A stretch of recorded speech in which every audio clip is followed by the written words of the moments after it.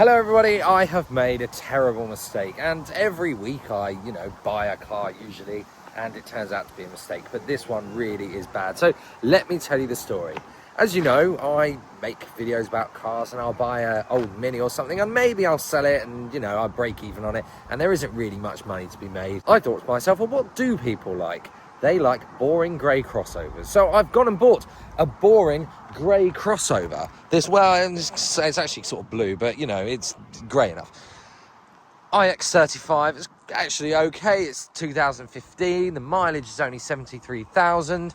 However, this piece of shit stands to lose me thousands. And let me show you why. So I bought this car requiring an injector.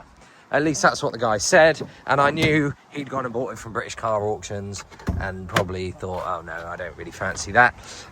So let me show you what is actually going on under the bonnet of this and where my problem lies. So we'll chuck that up there. And so this is the oil. Now I've changed this oil. This is, it's been run for, 5 minutes. Can you see, look how liquid that has gone. That is 0W0 oil. There is no viscosity. It is just like liquid. And that is because basically it's not just an injector. This has got piston ring blow by. So the diesel is getting around the side of the pistons and going straight in the sump. So that means this requires a bottom end rebuild, which is absolutely not worth it, or it requires a new engine. The problem being with these cars is that the engine for these is £1,800. So if I spend 1,800 quid on the engine and then I pay my man to fit it, that's going to be well over £2,000, and I'm not getting that back, and this car doesn't have £2,000 of profit in it. So I came up with a solution. Thankfully, I recently got an account to buy salvage cars, and I found an identical one of these online, and I bid on it, and I bid on it, and I won it, and it was 500 quid. So with all the fees, £800. The only thing is, it's in Rugby. And so the plan is, I'm gonna get my engine crane, I'm gonna get my mechanic, I'm gonna chuck it all in the Xantia, and then we're gonna drive up to Rugby and get it. The only problem is, the wheel bearing went on the Xantia last night, so now I'm gonna have to do it all in my trusty Citroen BX. But I will show you just how bad this is. Take a look.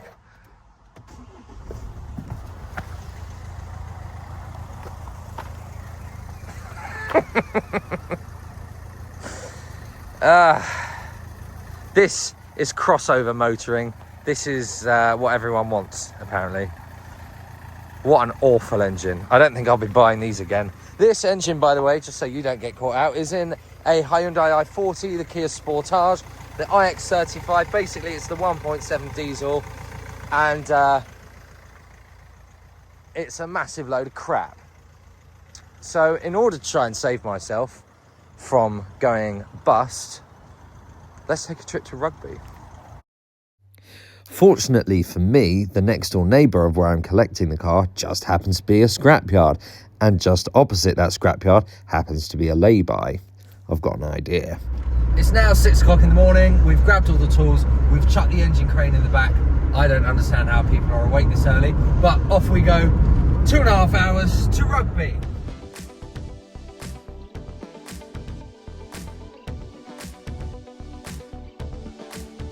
It's now 9:30 and we are here in Rugby. We've just picked the car up from there and driven it out to this lay-by where the engine is going to be removed. So you can see it came off the road because it had been crashed on this side. So this is a Cat N and a Cat S. So I would imagine it must have been Cat S before, or maybe not. Maybe it's Cat S now. It would probably say on the logbook. But we've got to take this engine out.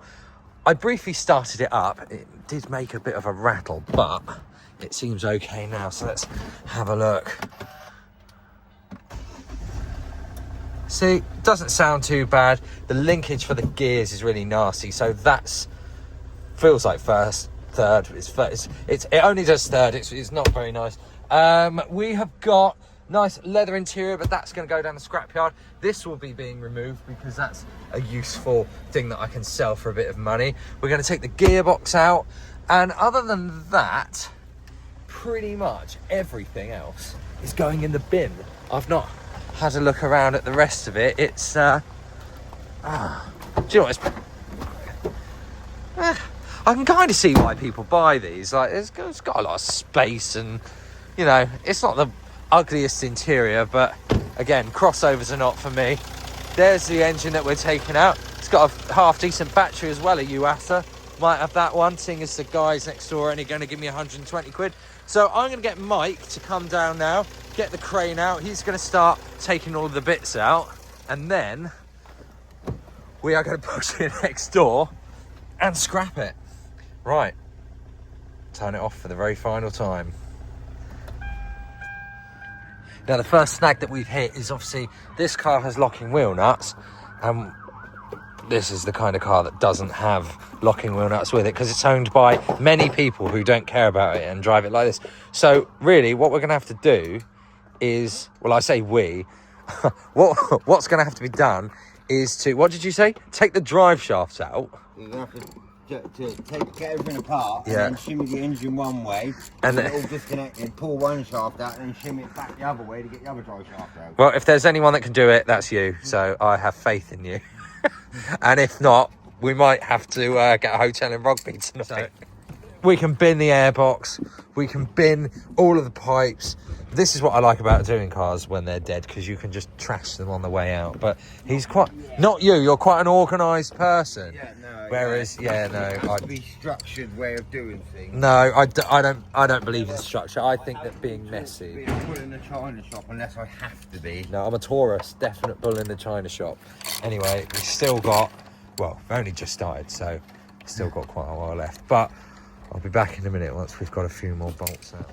I'm just going to remove the sat-nav now. I'm not like him outside, and I don't believe in doing things in cars like this in a way that's particularly nice. So I'll rip that off, and all of these screws. I don't actually know if the screws for these are all Phillips screws, and I don't even know how you take it out. I've done very well so far because I've not threaded them, and I am a real screw threader, so we'll get rid of those.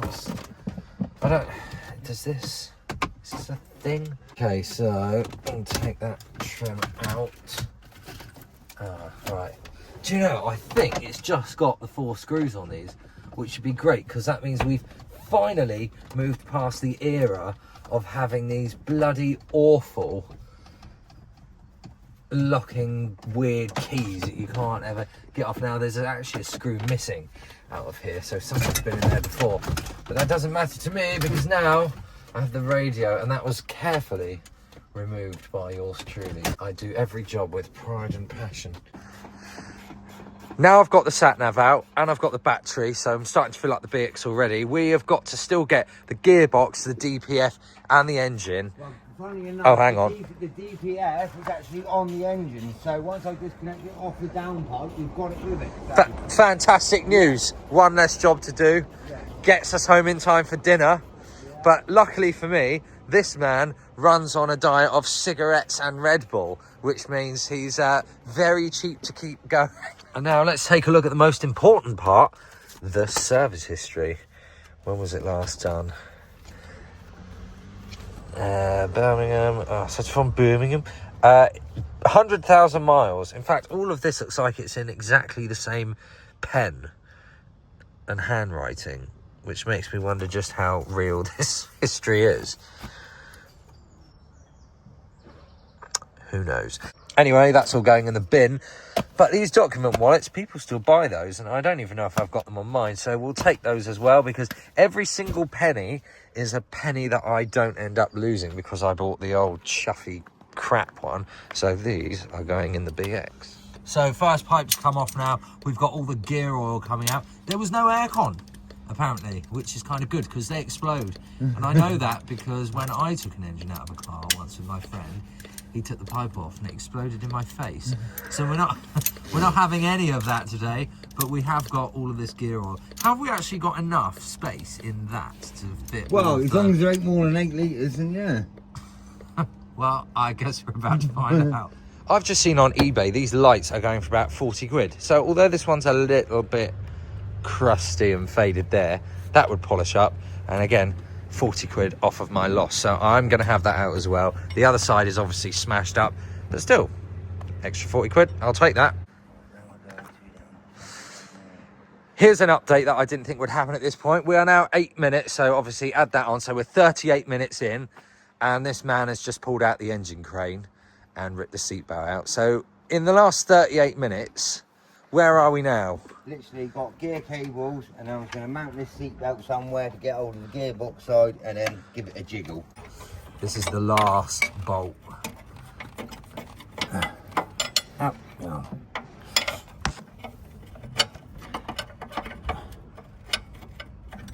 You should never do this, you should never link spanners together, but... Why? Because it's fucking dangerous. It's nearly there. That's quite a long bolt, really. Oh, it's holding the whole car together.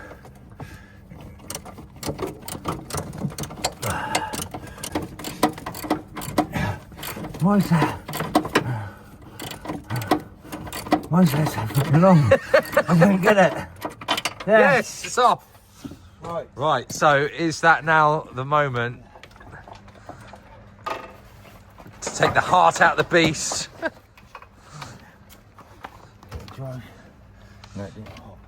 Oh, so this is the bit where the drive shafts are still in, I take it, yeah. Yes, there you go. There goes one. There goes one. I mean, this man says he needs a gun, but I don't think that's true. I think he is the gun. So yeah, quick front end removal, and we will then pull the engine forwards, and that should pop it out the drive. A bit squeaky. We'll pop it out the drive shafts, and then we'll check the time and see how long it took to get it out. I think they've actually fucking bolted one in there and one there, just to fucking make sure that you're keeping an eye on what you're doing. But right. Oh, there's another one. That's why. There's another. You've missed one. Yeah.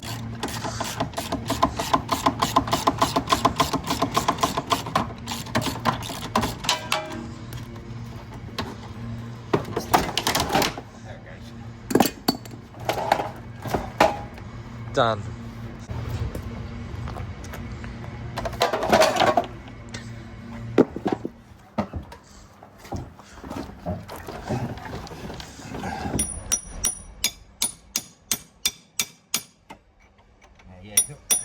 Not an ideal tool to be using.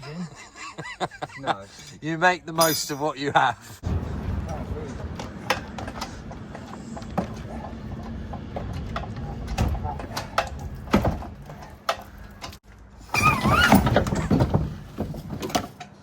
Well, it's out. It's Yes, oil level there. That one's gone. It's gone. It's gone. Got it. Well done. So yeah, that was 58 minutes and 57 seconds. It's still No, it is. It's gone. It's got to be gone. Oh no, it's there. That's it. It's gone. That's it. Yes. There you go. Out. Mate, With the fucking, didn't even touch the bottom arm. that was very impressive. Now the next step is to push this in. Well, we need to put that in the BX first, and then we will push the Hyundai next door into the scrapyard. Final bits now, just loading it into the car. My rear height corrector doesn't work, so the car's going to sink down and then it's not going to move. So I'm going to have to turn it off and then let it readjust to the weight of having an engine in the back of it. But it is done. The engine is out and we can finally go and get lunch, which I honestly thought we wouldn't be home in time for dinner, but we are. God, look at this belt as well. That's that needs swapping over, I think. Look how cracked that is. Sideways, that's the best way. It's going in sideways. Yeah, that's fine. And then it goes. Perfect fit. Lovely. Ooh.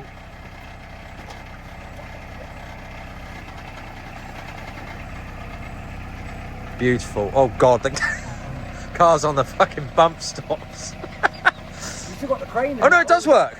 I didn't think my height corrector works. You still got the crane hoist going, yeah. Oh yeah, I forgot about that. We still got to get the crane. We are going to have to spin this sideways. Yeah, all right then. but it's in. It is in. And your height corrector works, so it's just a fierce. Well, it doesn't work when I sit on it. Maybe I'm just too light. Didn't quite anticipate, obviously, steering lock being on. But I've come up with an idea for once, because we've obviously removed the live terminals and everything. We'll get the old battery, put some jump cables on it, put the jump cables to the car, and that should let us free off this steering lock. So we're going to try that now and see what happens. It's power, it's power. Oh no, it is powered. Is it showing any life? Got a steering lock. Right. Key. There. Put it in this. There you go, it's off. Oh, yes. Good. Right. Oh my God. Sorry. I did something and it worked. Yeah. Cannot believe it. And now comes the moment that I've been waiting for. We are going to take the iX35, push it over to here, sort of 3-point turn it around the corner, and there's where we bought it, and there's where it's going to end up. Oh, I've got the under tray and that to go. What's happened? Where you go? Are you actually turning it around? Okay. Well, are we not turning it around? Okay, no, you're okay, it's in the bush. It's much easier to push with no engine.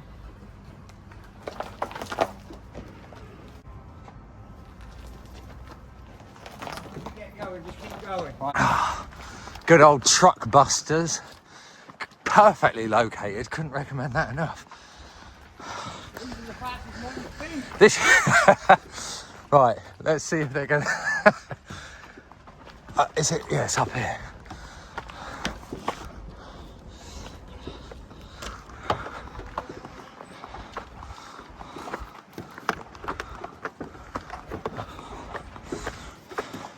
No entry. Wait at gate. All right then.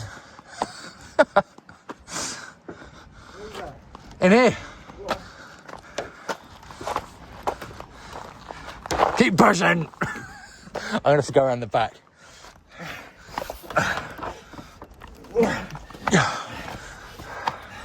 Right, okay.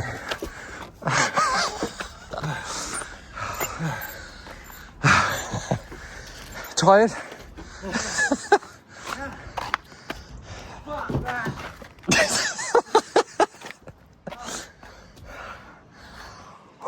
Next time I'll get them to come recover it. What's that you're taking there? The aerial. Souvenir. Yeah, if I can get the bag, I'll take the bag. Well, I'll have the eye. Have the eye. Idiot. So it is done. The car has been scrapped, and Truckbusters gave me £134. So take that off my bill and do a few more maths. And how much I have saved by buying that is, I'll have to calculate, it's this number here. But anyway, thank you very much for watching.